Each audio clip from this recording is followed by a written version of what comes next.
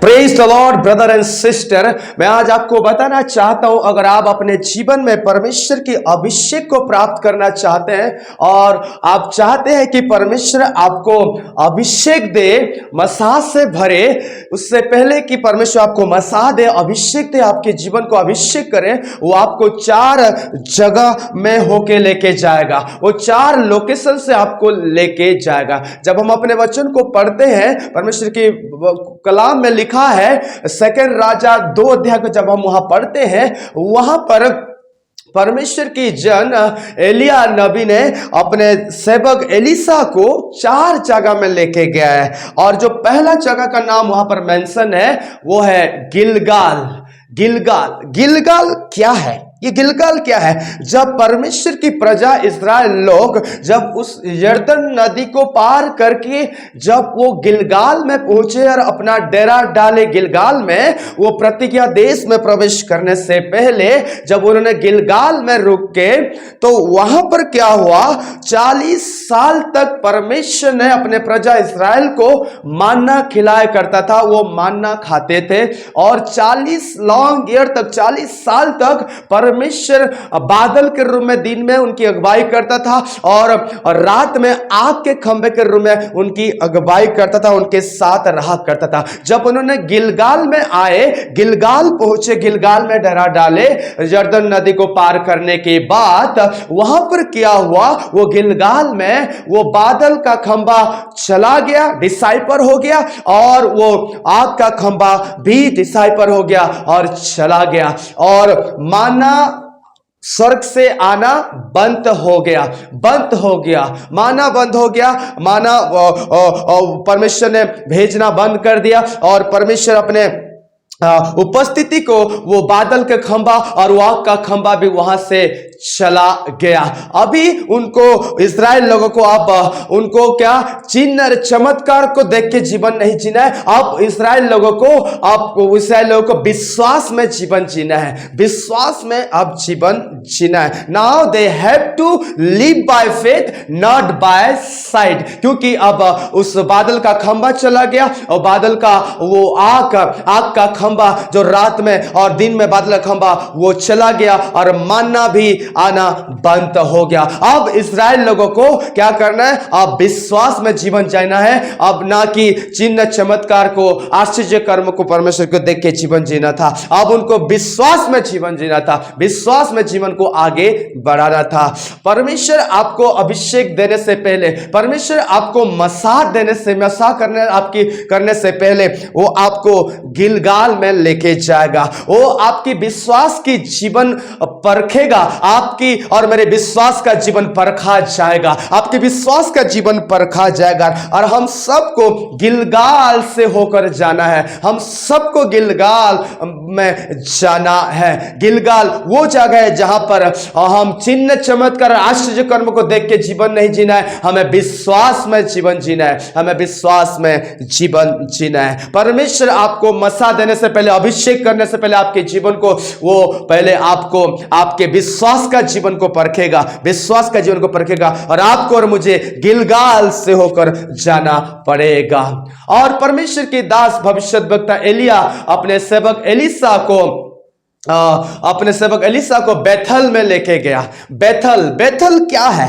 बेथल में क्या हुआ था? हम देखते हैं बेथल में याकूब का नाम इस्राएल में परिवर्तन हो गया। परमेश्वर यहोवा याकूब के नाम को, वो धोखा देने वाला नाम को, छिटर को, उन्होंने वो इस्राएल में बदल दिया, उसके नाम बदल गया। और हम देखते हैं उस बेथल में याकूब परमेश्वर के स्वर्गदूत के साथ, परमेश्वर के साथ वो रेसल किया, वो लड़ाई किया और फाइनली वो जीत गया। वो बेथल वो जगह है जहां पर आपकी शरीर का खतना होना है और आपकी आत्मा जो है, आप जीवित होना है, आपको आत्मा में जीना है। बेथल पे आपकी शरीर को मारना है आपको। बेथल वो जगह है, बेथल में आपको निर्णय लेना है, आपको चुनाव करना है कि आपको शरीर में जीना है, जीवन की आत्मा में जीना है जीवन। जब हम देखते परमेश्वर ने याकूब से बात किया, याकूब याकूब के पुराना जीवन खत्म हो गया, याकूब के पास्ट लाइफ खत्म हो गया, याकूब के पास्ट रिकॉर्ड खत्म हो गया।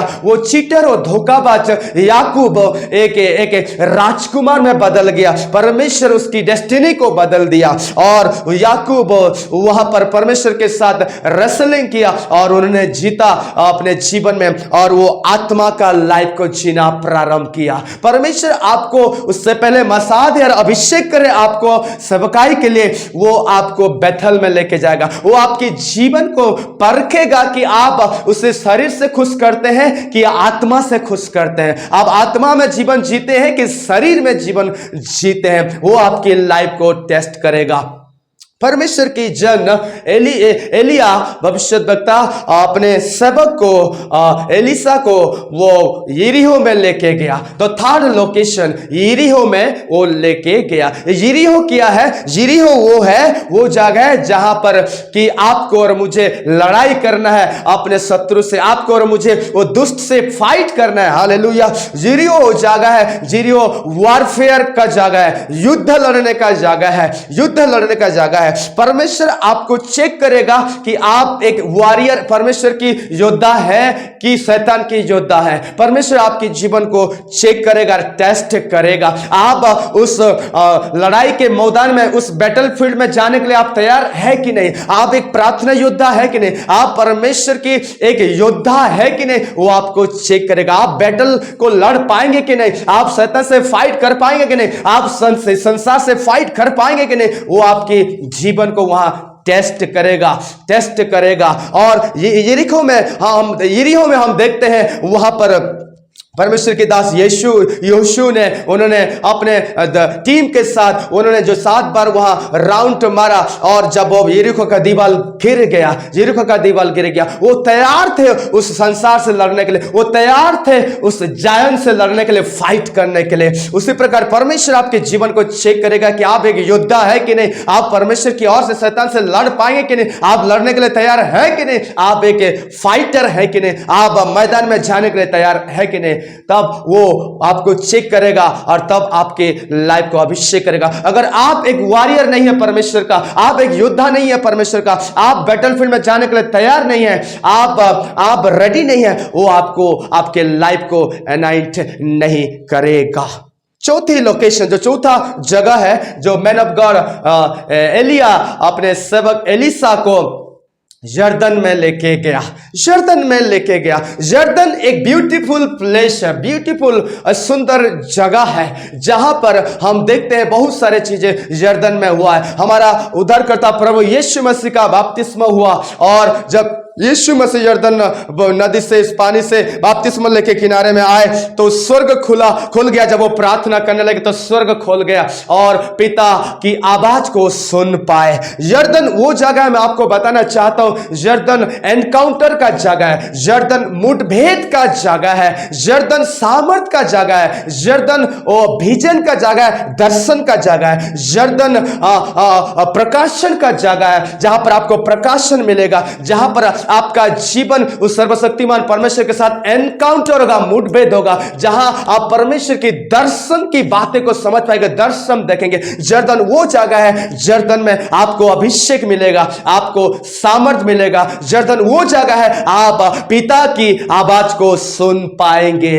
परमेश्वर आपको ये 4 लोकेशन से लेके जाएगा। इससे पहले कि वो आपको अभिषेक करे, इससे पहले कि आपके लाइफ में अनाइंटिंग को दे सेवकाई के लिए, वो आपको ये 4 जगह में लेके जाएगा। और फाइनली आपको और मुझे उस यरदन में जाना पड़ेगा उस सामर्थ पाने के लिए, उस यरदन में जाना पड़ेगा वो प्रकाशन को पाने के लिए, उस यरदन में जाना पड़ेगा उसकी आवाज को सुनने के लिए, उस यरदन में जाना पड़ेगा वो अभिषेक को प्राप्त करने के लिए, उस सामर्थ को प्राप्त करने के लिए। परमेश्वर की ओर से आपको यरदन में पहुंचना पड़ेगा, यरदन तक जाना पड़ेगा। याद करिए ये 4 लोकेशन को, 4 जगह को। पहला, प्रभु के दास अपने सेवक एलिसा को उन्होंने गिलगाल में लेके गया, उसके बाद बैथल में लेके गया, उसके बाद जेरिको में लेके गया, उसके बाद फाइनली वो यरदन में लाकर वो परमेश्वर के दास एलिसा उस आत्मा की दुगना सामर्थ को उन्होंने प्राप्त किया, और उस सामर्थ अभिषेक को उन्होंने वो यरदन नदी में वो प्राप्त किया।